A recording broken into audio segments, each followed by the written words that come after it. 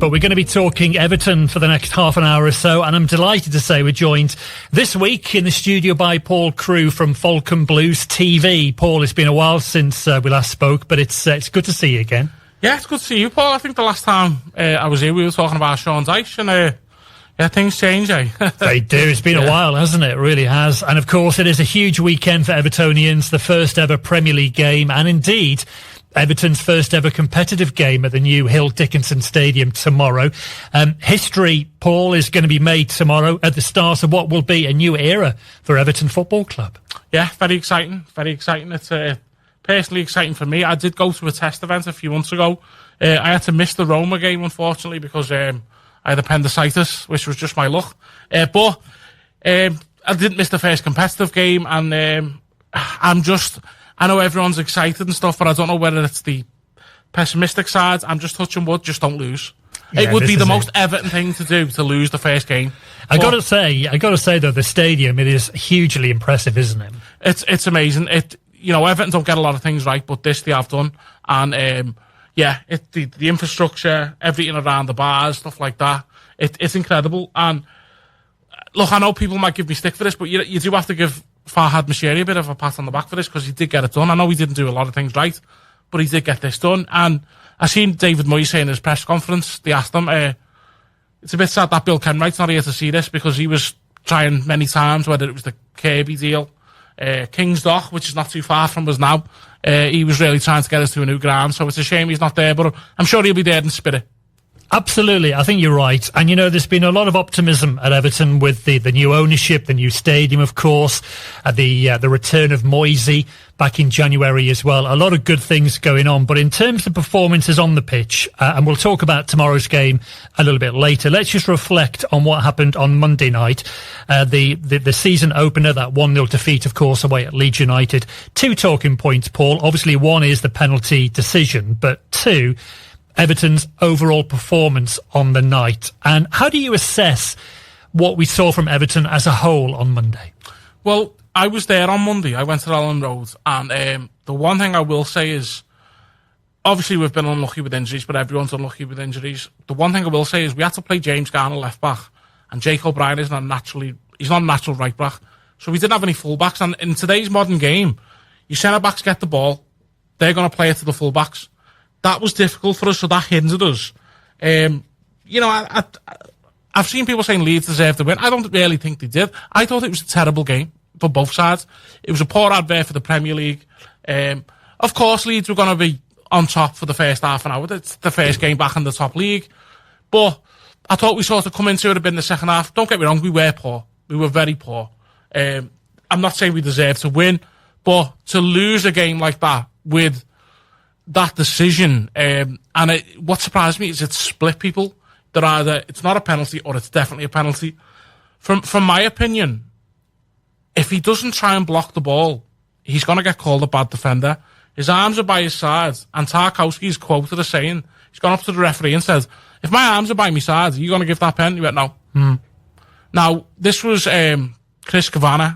Now, I've recently done a video on our podcast, the amount of errors that he's done against Everton, and I lost count, where people were going, Paul, you forgot about this one. He did the one with VAR at Man United when it was the last game before COVID, where we were denied the last minute winner past Man United, and he sent off Ancelotti. The linesman who gave the decision, he asked him. I actually put up a picture of the Leeds goalkeeper is coming out to clear the ball, and it's at least 2 yards over the line, and he didn't give a corner. This is the guy that he's decided to depend on to go, oh yeah, that's a pen. That's my problem with it.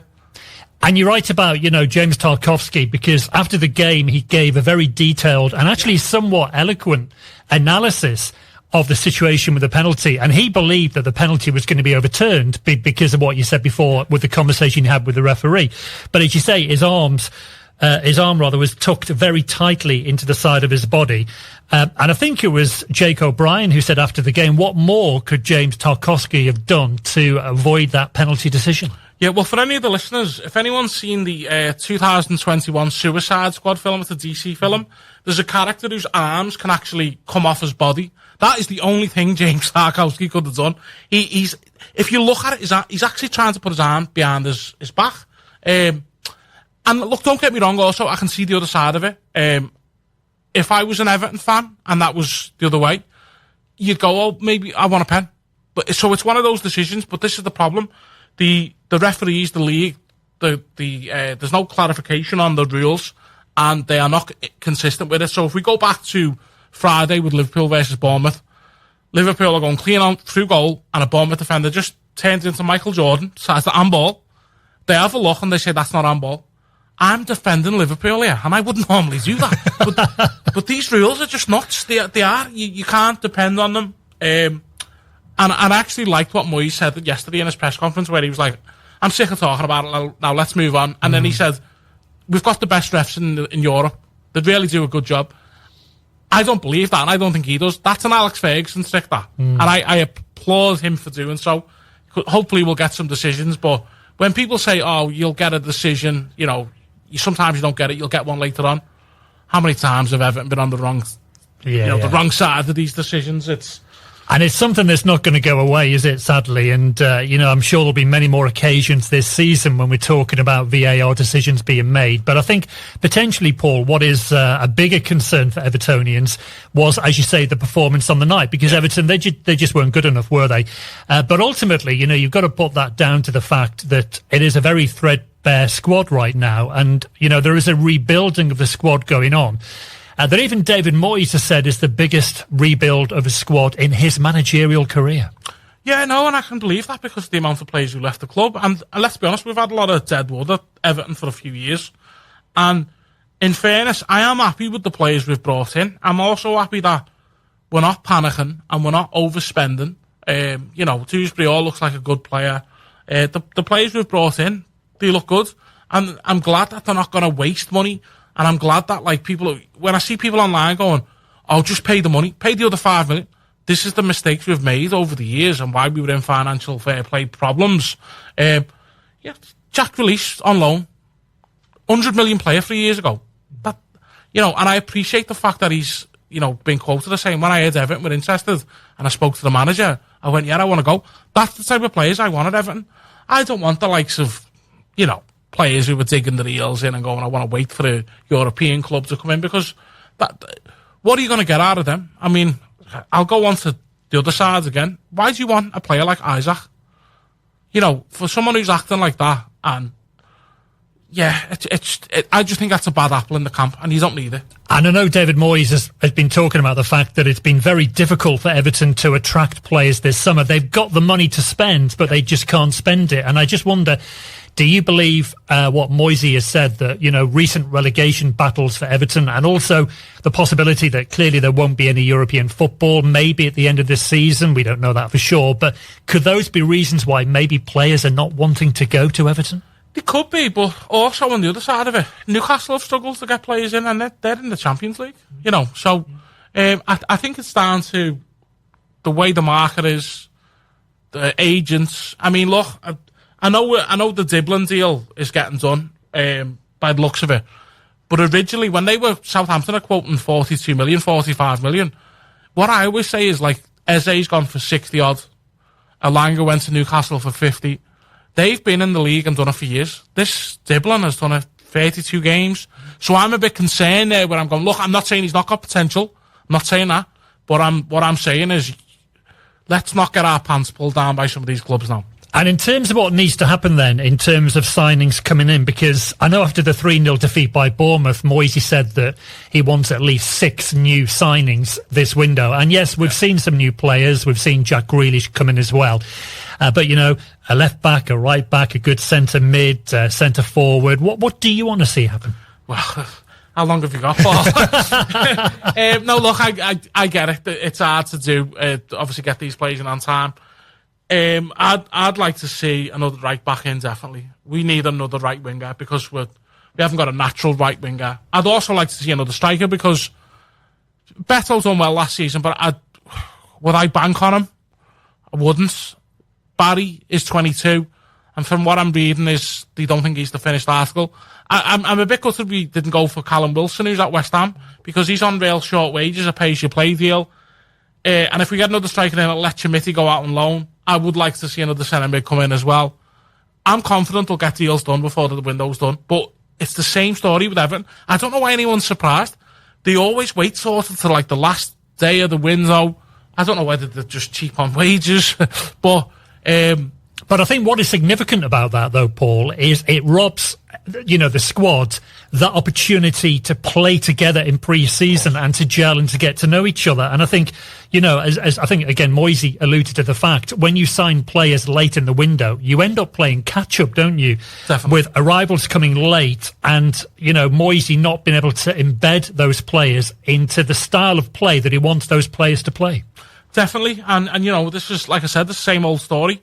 It would be ideal to have them in a pre-season so they can, get along with the players. And I mean, what did Jack have when he signed? He's had 6 days to train. Yeah. And then I heard people saying, "Oh, why isn't he starting? Because he's not fit. He's, all right, he's been training and stuff like that, but he's not played any games and stuff like that." I do think Dewsbury is a really good signing, and I think that's very a good value for money. And don't get me wrong, like the left back from Bayern Munich, relatively cheap deal in today's market for $8 million. A lot of the players we've signed are not the finished article, but we are not Bayern Munich. We are not Real Madrid. We have to sign players with potential. But I don't begrudge us. Like when we get linked with John McGinn, great. People going, "Oh, he's 31. So what? We need a bit of experience." So I can see us getting deals done, and I get why fans are frustrated. You can see David Moyes is frustrated. Liverpool Eye Radio, Paul Crewe is with us from Falcon Blues TV, talking all things Everton this afternoon. And, we talked before, Paul, about the squad being very threadbare. I think 6 new signings plus Grealish so far this summer, but 12 players left at the beginning of the summer. The big news, of course, was that arrival of Jack Grealish on a season-long loan from Manchester City. Now, we saw him play for 20 minutes, didn't we, against Leeds on Monday night. I think, is it fair to say maybe Evertonians just need a little bit of patience whilst Grealish gets up to speed and maybe shows us what he can do in an Everton shirt? Yeah, no, I agree. And I think David Moyes alluded to that last week. He said, look, he's not played 2 games in a week in over 3 years. That, to me, tells me he's going to start tomorrow. He's not match fit. He's only been there 6 days. And, you look at some of the players we lost, and Ashley Young would have been really handy this weekend or last week. And I remember people giving me stick on, he's 40 years old. So what? Doesn't matter, It's better than playing a centre mid. And, it's a tough one. And like, what I do take comfort in, though, is, as I said, we're not the only clubs to be struggling getting players in. It's a tough market, and unfortunately nowadays money talk and the players have got too much power. And I tell you one thing as well about Jack Grealish is we know he's going to add another dimension to Everton, all being well this season when he gets underway and gets match fit. But he's still going to need assistance, isn't he, from other players to convert the chances that he creates. Definitely. And this is why I've always got a bit of sympathy for Everton strikers. I heard people saying, "Well, why didn't Thierry Barry come on earlier?" And I went, well, if he's not getting service, they're just going to be standing around and, they're not going to get much else. What I do think is with Jack is, people are saying play him on the left wing. At Leeds, I was crying out for him to see him centre midfield, just to give the centre-backs a bit of leeway to be like, give me the ball, let me carry it, let me get it up. I was really surprised to see Dwight McNeil didn't even get a look in. He didn't get subbed on, especially considering he's all left-footed, he's naturally left-footed. I predicted before the game we were going to go with Branthwaite's injury, 3 at the back and wing-backs, and McNeil being one of them. What he does tomorrow, I haven't got a clue, but I think that helps us because I don't think Brighton know what Everton are going to do. But as I say, it's a tough one, and there wasn't a lack of effort with certain players. Alcaraz, I thought, worked hard, even though people said he didn't have the best game. He had our only shot on target. Let's give him a bit of a pat on the back. But that's the point, though. Only 1 shot on target in the entire game. Yeah, but Leeds only had 3 shots on target. So I heard a pundit on TalkSport. I'm not going to mention his name. He doesn't deserve it. But he said Leeds battered us, and I had to look at it and went, 3 shots on target, and they had 53% possession. Maybe we've got different ideas, but that doesn't say battering to me. No. Getting battered is losing 5-0, not a controversial penalty. But that being said, they wanted it more. They did. And that's what bothered me, is because we didn't really have a go, Paul. You know what I mean? It felt like we were sitting back and trying to snatch a 0-0, or maybe try and snatch a goal on the break. But it's got to be a different case tomorrow, though, because we're at home, and we're going to have to be on the front foot. But I will say this, though, and unfortunately, I know my stats. This fixture favours the away team. We've won a lot at the Amex. They've won a lot at Goodison. 3-0 last season on the opening day. It becomes a part of what you become, isn't it, with an Evertonian, that you talk about certain players and so forth. And we'll talk more about the Brighton game in a minute or two, because, of course, clearly Everton with some injuries right now as well, which is not going to help their cause. Just very briefly, though, in terms of some of the new signings, you mentioned Tieno Barry and also Kiernan Dewsbury-Hall. Are you excited to see what those two potentially could bring to Everton this summer? Yeah, and I mean, I think we've already seen it with Dewsbury-Hall in the glimpses at Roma. He was the one who was making things happen. It's nice to see that he can play as a 6, he can play as an 8, he can also play as a number 10. And we do need versatility with the lack of numbers in the squad. Barry's 22. I don't know how true this is, but I did see something online where it said Everton would like another striker, because it's a lot of pressure on a 22-year-old. And really Beto should be taking the brunt of that. And I don't know about you, but I noticed something in pre-season when we played Man United. David Moyes, after the game, he said, I was a bit disappointed with Beto's hold-up play and stuff like that. So that said to me, he's not 100% convinced. So I am excited, but we do need reinforcements, and it's easier said than done. You see, the problem I find is a lot of people online, a lot of the fans who are complaining, whether they play FIFA or Football Manager, they think these deals get done in seconds or minutes, It's not as easy as that. But I am still confident we'll get deals done before the transfer window. And in terms of players staying with the club, clearly really important that Jared Branthwaite was given that new long-term contract at the beginning of the summer. We know he's injured at the minute, but that was a real statement of intent from the club, wasn't it? It was, because he's been getting linked with big clubs since, last season. Man United were rumoured to be interested, and whether you can call them a big club anymore is debatable. I doubt it. Yeah. Well, do you know what though, Paul? It blows me mind that they're able to still every season to spend over 100 million, do as badly as they do, but financial fair play protects them. That's why it's not fair, in my opinion. But yeah, it's a great statement. We've signed him up. Whether he stays the length of that contract, to me, doesn't matter. What it says to me is, if he does go in 2 years, 1 year, 3 years, we'll get a lot more money for him. And it was nice. It's nice to see him have a bit of, loyalty to go, no, I want to stay here, because it could be very easy for him in this day and age. You can see what Isaac's doing these days. It could be very easy for him to throw his dummy out of the pram and go, oh no, I want to go to, wherever. But yeah, it's great to see players like that stay. And also the likes of Tarkowski and also Jordan Pickford again. It's easy not to mention these guys because we're so used to them being around. But again, they're going to play such a huge part in Everton's season this campaign. They are, and Tarkowski should be looked at as one of the great signings we've done in the last few years, because free transfer. And I remember when he got injured last season, he was really upset because he was 2 games away from setting a Premier League record of, I think it was 100 games consecutively starting. He's never injured. Pickford again. Pickford's great. What I love about him is he annoys opposition fans and he annoys pundits where they go, oh, look at him celebrating making a save. That's bothered you, so I like that. Yeah. I still remember I was beating Newcastle 2-0 and it was in the stoppage time, and he's come over to clear the ball and he's right by the away fans and they're giving him stick, and he has one quick look to look at them and give a 2-0 sign with his fingers, and I thought, go on, get in. I love the Mackhams for that. And I love talking to you as well. I reckon if I didn't stop you talking, we could still be here at midnight tonight, Paul. We could. We got more to talk about, and again, we'll talk about the Brighton game tomorrow in a minute or two. Paul Crewe is with us from Falcon Blues TV. And of course, Paul, tomorrow a new era begins for Everton, as I said before, with the first ever Premier League game at the Hill Dickinson Stadium. Brighton are the visitors, of course. In terms of team news, we know that Jared Branthwaite, Mykolenko and Nathan Patterson are unavailable because of injury. Branthwaite is on his way back, according to Moisey, but Mykolenko and Patterson are not fit. Adam Asnu returned to training yesterday. He could be available for the game tomorrow. And when he was asked whether Jack Grealish might start this weekend after a substitute appearance against Leeds on Monday, Moisey said, I thought his first glimpse was okay, so let's just see where it goes from there.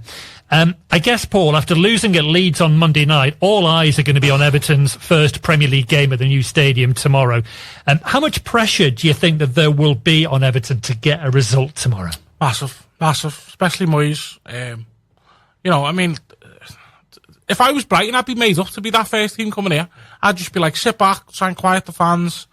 You know, they're going to have to come out at us. And, yeah, it's a lot of pressure because everyone, you know, to me it was like the Southampton game, the last game at Goodison. Win. With this one, I'm more like, just don't lose.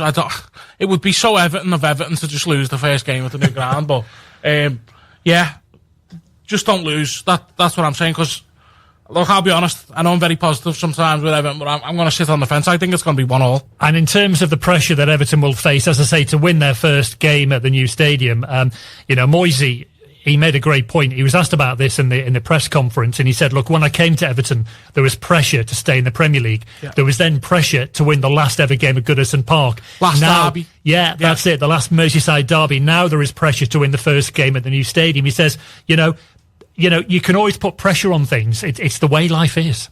That's it, yeah. You know, and look, every Premier League manager's under pressure. And it's a bit unfortunate for Moyes that he's at the... Well, it's not, because he's grateful the fact that he's had the last season at Goodison, and now he's got the first season at the new ground. That'll go down in history, that will,